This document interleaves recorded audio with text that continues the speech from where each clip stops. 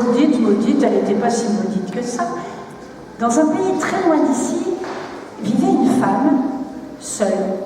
Elle avait 3 fils qui étaient tous partis, qui n'étaient jamais revenus, un mari qui avait disparu, elle était seule.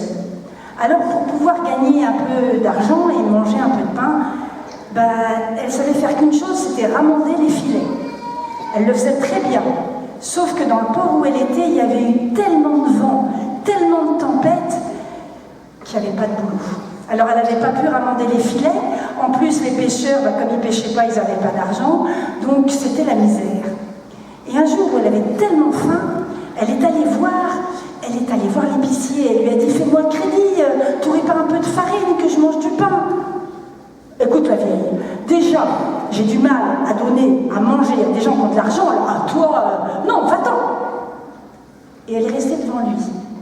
Et quand il la regardait tellement vieille, tellement maigre, tellement triste, qu'il a eu pitié d'elle. Il lui a dit, écoute, va voir là-haut, va voir dans le grenier, il n'y a plus un sac de farine, mais peut-être qu'il reste un petit peu de miel, de petits bouts de farine à droite à gauche entre les rainures du plancher, cherche bien. Alors elle a dit, oh merci, merci, tu es trop gentille. Elle a pris son balai, et puis elle a balayé, elle a balayé, elle a balayé, elle a ramassé le moindre petit grain de farine, le moindre petite poussière, et elle a réussi à faire un petit tas qu'elle a mis dans un sac en papier, et elle est allée jusqu'à chez elle. Là, elle a mis sur la table, elle a mis du sel, du levain, elle a mis de l'eau tiède, elle a bien malaxé, elle a fait 3 petits pains, oh ils étaient beaux, puis elle a fait 3 petites croix sur chacun, parce que c'était sa marque à elle, c'est comme ça qu'elle faisait. Et puis elle s'est dit, maintenant il faut que j'aille les chauffer. Puis elle se souvenait qu'elle avait un copain boulanger pas très loin, puis en plus comme il était musicien, il a enfourné les 3 petites miches de pain avec le reste, et puis il lui a dit, hey, tu pourrais pas jouer un petit air d'accordéon pendant que ça cuit là? Merci.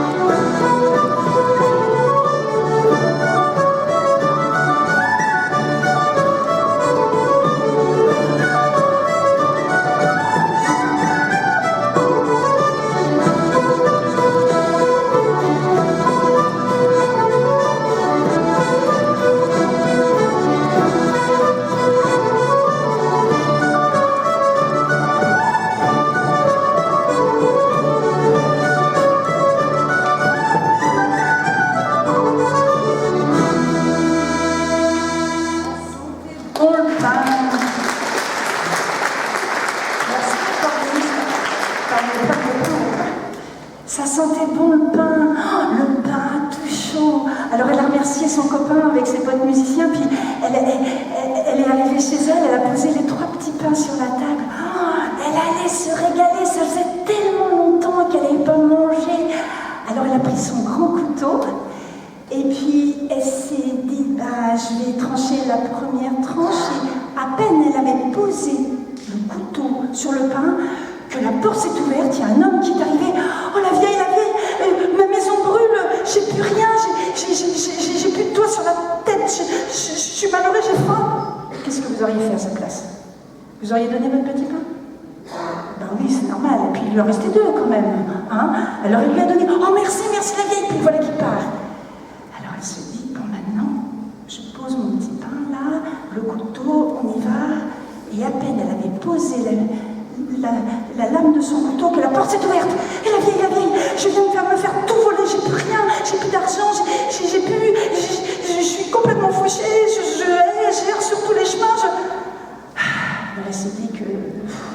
fallait être généreux dans ces temps de Noël, tout ça, c'est bien quand même, on gagne son paradis, tout ça. Alors, elle s'est dit, bon, d'accord.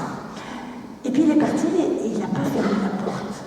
Et à ce moment-là, il y a du vent qui est rentré par la porte, un gros tourbillon, et qui a emmené le 3e petit pain. Alors là, c'était trop pour la vieille. Elle avait faim. Elle s'est dit, mais j'ai déjà donné 2 pains, j'aurais pu garder le dernier. Alors toute la nuit, elle n'a pas pu dormir. Elle s'est dit, qu'est-ce que je vais faire? Qu'est-ce que je vais faire? C'est pas juste. Et à cette époque-là, il y a 3000 ans, il y avait le roi Salomon qui habitait en Israël. C'était un roi juste, un roi bon. Et on venait très très loin. Bon, elle s'est dit, c'est loin quand même. Mais elle y est allée quand même. Elle est allée arriver, c'était plus grand que cette église. Elle s'est dit, Sa Majesté, je ne suis pas contente. Je voudrais que vous jugiez le vent. Parce que le vent, il n'est pas juste. J'avais donné mes 2 petits pains et il m'a voilé le mien. Alors je voudrais que vous traduisiez ici, dans votre palais, le vent. Ah non, mais ma petite dame, là, ça ne se fait pas comme ça. Moi, j'ai besoin du vent. Il faut qu'il pousse les navires des marchands. Il faut qu'il emmène les pêcheurs. Écoute, quand il aura le temps, le vent, je veux bien écouter ses arguments. Hein? Tu peux rester au fond, là-bas. Alors elle est allée au fond. Elle a pris son petit sac et puis elle a attendu. Elle a attendu.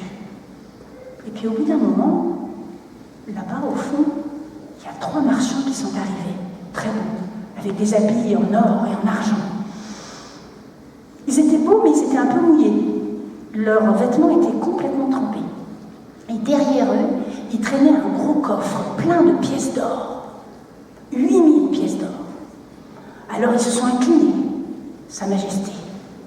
Il nous est arrivé quelque chose d'incroyable, d'extraordinaire.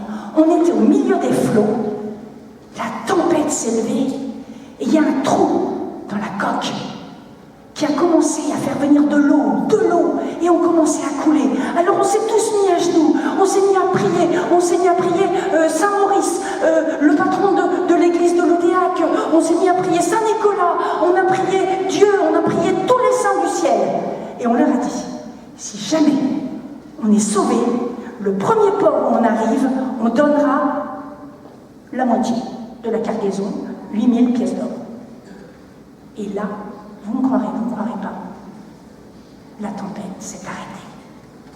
Le trou, on ne sait pas ce qui s'est passé non plus, le bateau a arrêté de prendre de l'eau. Et ils sont arrivés à bon port. Et voilà, Sa Majesté, nous sommes devant vous. Alors le roi, qui était, je vous rappelle, un roi très sage, s'est dit, je suis d'accord, mais il y a un petit truc qui me gêne dans votre histoire, le trou. Il a bien été bouché par quelque chose. Alors là, du fond de la salle, la petite vieille, elle s'est rapprochée et elle a regardé dans la poche. Dans la poche d'un des hommes, il y avait un truc tout dégoulinant qui dépassait. C'est ça qui a bouché le trou. Alors le roi a dit, ce serait pas ton petit pain, la vieille? Ah ben si, il y a les 3 croix dessus, comme j'avais fait. Alors, les 8000 écus sont à toi. Donc, après, qu'est-ce qu'elle a fait avec ces 8000 écus? Elle est revenue, elle a fait la fête. Et puis, vous savez, les femmes, elles sont malines. Et puis, elles guérissent, elles chantent. Et les voilà. À Paris, il y a une barbière. À Paris, il y a une barbière qui est 100 fois plus belle que le jour, qui est 100 fois plus belle que le jour. 3 jeunes gars s'en vont la voir.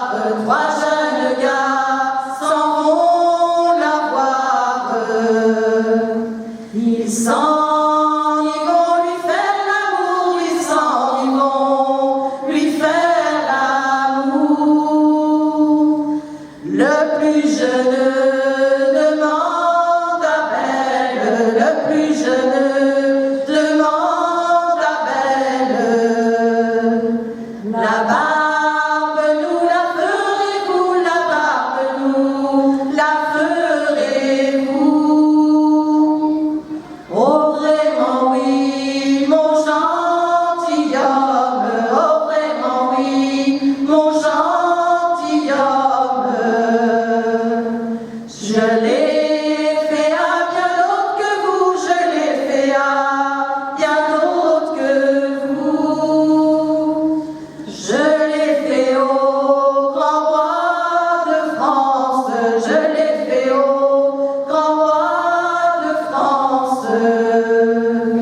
qui est 100 fois plus bel homme que vous, qui est 100 fois plus bel homme que vous.